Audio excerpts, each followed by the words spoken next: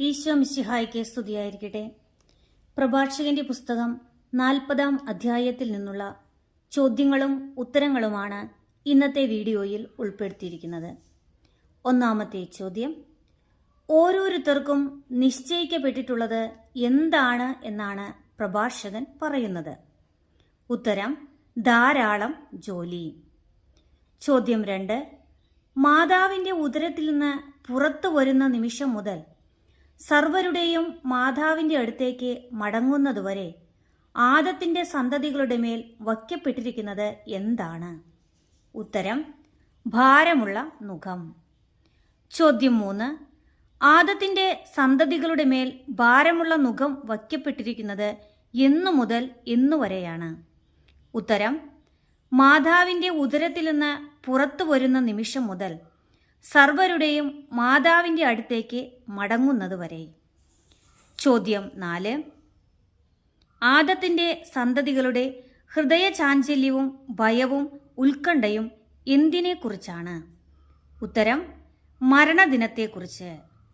ചോദ്യം 5: മരണദിനത്തെക്കുറിച്ച് എന്തെല്ലാം കാര്യങ്ങളാണ് ആദത്തിൻ്റെ സന്തതികൾക്കുള്ളത്? ഉത്തരം: ഹൃദയചാഞ്ചല്യം, ഭയം, ഉത്കണ്ഠ. ചോദ്യം 6: വിശിഷ്ടമായ സിംഹാസനത്തിൽ ഉപവിഷ്ടനാകുന്നത് ആര്? ഉത്തരം: രാജാവ്. ചോദ്യം 7: വിശിഷ്ടമായ സിംഹാസനത്തിൽ രാജാവ് ഉപവിഷ്ടനാകുമ്പോൾ പൊടിയിലും ചാരത്തിലും കഴിയുന്നതാര്? ഉത്തരം: എളിയവൻ. ചോദ്യം 8: വിശിഷ്ടമായ സിംഹാസനത്തിൽ കഴിയുന്ന രാജാവ് മുതൽ പൊടിയിലും ചാരത്തിലും കഴിയുന്ന എളിയവൻ വരെയും രാജകീയാങ്കിയും കിരീടവും അണിയുന്നവൻ മുതൽ ചാക്കൊടുക്കുന്നവൻ വരെ ഏവരും അധീനരായിരിക്കുന്നതെന്തിൽ? ഉത്തരം: കോപം, അസൂയ, ആകുലത, അസ്വസ്ഥത, മരണഭീതി, ക്രോധം, മത്സരം എന്നിവയ്ക്ക്. ചോദ്യം 9: കിടക്കയിൽ വിശ്രമിക്കുമ്പോൾ നിശാനിദ്ര അവനുളവാക്കുന്നത് എന്താണ്? ഉത്തരം: വിഭ്രാന്തി. ചോദ്യം 10: ആദത്തിൻ്റെ സന്തതികൾക്ക് വിശ്രമം എത്രമാത്രം ലഭിക്കുന്നു? ഉത്തരം: അല്പം മാത്രം. ചോദ്യം 11: ഉറക്കത്തിലും ഉണർന്നിരിക്കുമ്പോഴെന്നതുപോലെ യുദ്ധനിരയിൽ നിന്ന് ഓടിപ്പോന്നവനെ പോലെ അവൻ അസ്വസ്ഥനാകുന്നതെന്തിൽ? ഉത്തരം: ദുസ്വപ്നങ്ങളാൽ. ചോദ്യം 12: രക്ഷയോടടുക്കുമ്പോൾ അവൻ എന്താകുന്നു? ഉത്തരം: ഞെട്ടിയുണരുന്നു. ചോദ്യം 13: ദുസ്വപ്നങ്ങളാണെന്നറിയുമ്പോൾ അവൻ എന്താകുന്നു? ഉത്തരം: വിസ്മയിക്കുന്നു. ചോദ്യം 14: മരണവും രക്തച്ചൊരിച്ചിലും കലഹവും വാളും ആപത്തും ക്ഷാമവും പീഡനവും മഹാമാരിയും വന്നു ചേരുന്നത് ആരിലെല്ലാം? ഉത്തരം: എല്ലാ ജീവികൾക്കും, മനുഷ്യനും മൃഗങ്ങൾക്കും പാപികൾക്കും.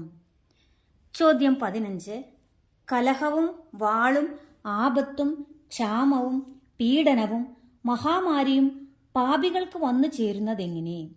ഉത്തരം: 7 ഇരട്ടിയായി. ചോദ്യം 16: കലഹവും വാളും ആപത്തും ക്ഷാമവും പീഡനവും മഹാമാരിയും സൃഷ്ടിക്കപ്പെട്ടത് ആർക്ക് വേണ്ടിയാണ്? ഉത്തരം: ദുഷ്ടർക്ക് വേണ്ടി. ചോദ്യം 17: മണ്ണിൽ നിന്ന് വന്നത് എന്തിലേക്ക് മടങ്ങുന്നു? ഉത്തരം: മണ്ണിലേക്ക്. ചോദ്യം 18: ജലത്തിൽ നിന്ന് വന്നത് എന്തിലേക്ക് മടങ്ങുന്നു? ഉത്തരം: ജലത്തിലേക്ക്. ചോദ്യം 19: നിർമാർജനം ചെയ്യപ്പെടുന്നതെന്ത്? ഉത്തരം: കൈക്കൂലിയും അനീതിയും. ചോദ്യം 20: എന്നേക്കും നിലനിൽക്കുന്നതെന്ത്? ഉത്തരം: വിശ്വസ്തത. ചോദ്യം 21: അനീതി പ്രവർത്തിക്കുന്നവൻ്റെ സമ്പത്തിന് എന്തെല്ലാം സംഭവിക്കുമെന്നാണ് പ്രഭാഷകൻ പറയുന്നത്? ഉത്തരം: അനീതി പ്രവർത്തിക്കുന്നവൻ്റെ സമ്പത്ത് കുത്തിയൊഴുക്ക് പോലെ പെട്ടെന്ന് അപ്രത്യക്ഷമാകും. ഭയാനകമായ ഇടിമുഴക്കം പോലെ തകർന്നു പോകും. ചോദ്യം 22: സന്തോഷം ലഭിക്കുന്നതാർക്ക്? ഉത്തരം: ഔദാര്യശീലന്. ചോദ്യം 23: നിശേഷം പരാജയപ്പെടുന്നതാര്? ഉത്തരം: പാപികൾ. ചോദ്യം 24. ദൈവഭയമില്ലാത്തവന്റെ സന്തതികൾക്ക് സംഭവിക്കുന്നത് എന്തെല്ലാം? ഉത്തരം: അധികം ശാഖ ചൂടുകയില്ല, വെറും പാറമേൽ പടർന്ന ദുർബലമായ വേരുകളാണവർ. ചോദ്യം 25. ജലാശയത്തിലോ നദീതടത്തിലോ വളരുന്ന ഞാങ്കണയെ എന്ത് ചെയ്യാം എന്നാണ് പറയുന്നത്? ഉത്തരം: ഏത് പുല്ലിനെയേക്കാൾ വേഗത്തിൽ പിഴുതെടുക്കാം എന്ന്. ചോദ്യം 26. അനുഗ്രഹത്തിന്റെ ആരാമം പോലെയാണ് എന്ത്? ഉത്തരം: കാരുണ്യം. ചോദ്യം 27. എന്നേക്കും നിലനിൽക്കുന്നതെന്ത്? ഉത്തരം: ദാനധർമ്മം. ചോദ്യം 28. ജീവിതം മധുരമാണെന്ന് പറയുന്നത് ആർക്ക്? ഉത്തരം: സ്വാശ്രയശീലനും അധ്വാനപ്രിയനും. ചോദ്യം 29. നിധി ലഭിച്ചവൻ ആരേക്കാൾ ഭാഗ്യവാനാണ്? ഉത്തരം: സ്വാശ്രയശീലനേക്കാളും അധ്വാനപ്രിയനേക്കാളും. ചോദ്യം 30. ഒരുവന്റെ പേര് നിലനിർത്തുന്നതെന്ത്?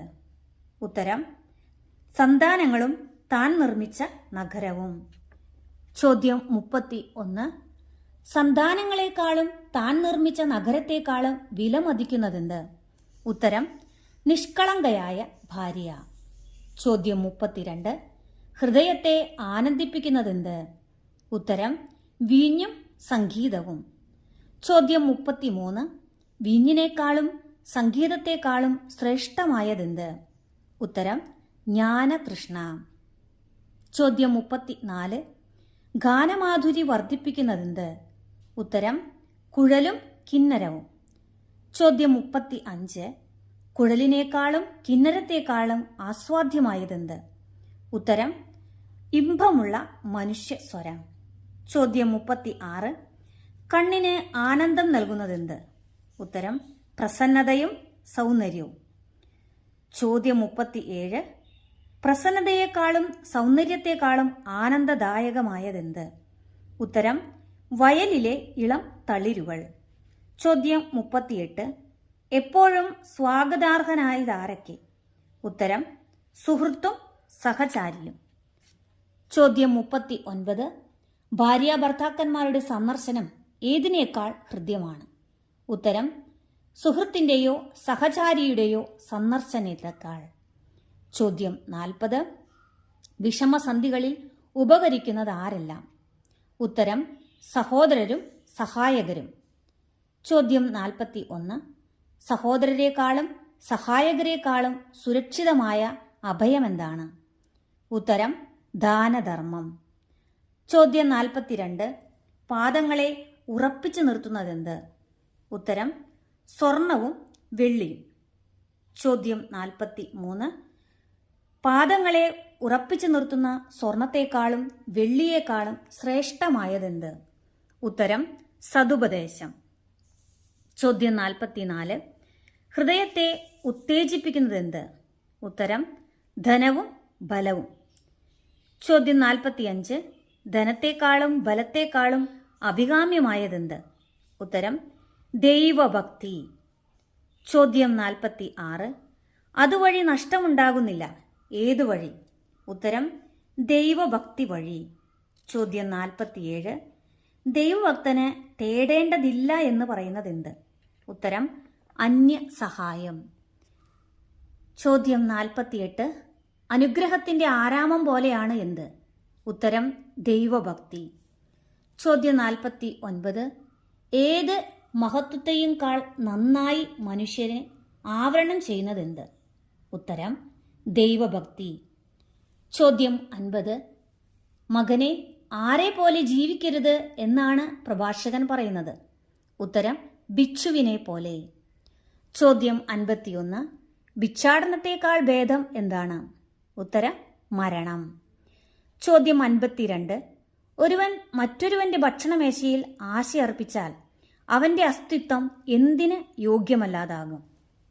ഉത്തരം: ജീവിതമെന്ന പേരിന്. ചോദ്യം 53. അന്യന്റെ ഭക്ഷണം കൊണ്ട് തന്നെ മലിനമാക്കുന്നതാര്? ഉത്തരം: മറ്റൊരുവന്റെ ഭക്ഷണമേശയിൽ ആശയർപ്പിക്കുന്നവൻ. ചോദ്യം 54. മറ്റൊരുവന്റെ ഭക്ഷണമേശയിൽ ആശയർപ്പിക്കുന്നവൻ അന്യന്റെ ഭക്ഷണം കൊണ്ട് തന്നെ മലിനമാക്കുന്നു. എന്നാൽ അത് ഒഴിവാക്കുന്നതാരാണ്? ഉത്തരം ബുദ്ധിമാനും സതുപദേശം ലഭിച്ചവൻ. ചോദ്യം 55. നിർലജ്ജന്റെ നാവിന് ഭിക്ഷാടനം എന്താണ്? ഉത്തരം മധുരമാണ്. ചോദ്യം 56. നിർലജ്ജന്റെ നാവിന് ഭിക്ഷാടനം മധുരമെങ്കിലും അവന്റെ ഉദരത്തിൽ ജ്വലിക്കുന്നതെന്ത്? ഉത്തരം അഗ്നി. ചോദ്യം 57. പ്രഭാഷകൻ 40-ാം അധ്യായത്തിൽ എത്ര വാക്യങ്ങളുണ്ട്? ഉത്തരം 30 വാക്യങ്ങൾ. ചോദ്യം 58. പ്രഭാഷകൻ 40-ാം അധ്യായത്തിന്റെ ശീർഷകം എന്താണ്? ഉത്തരം മനുഷ്യന്റെ ദയനീയ അവസ്ഥ.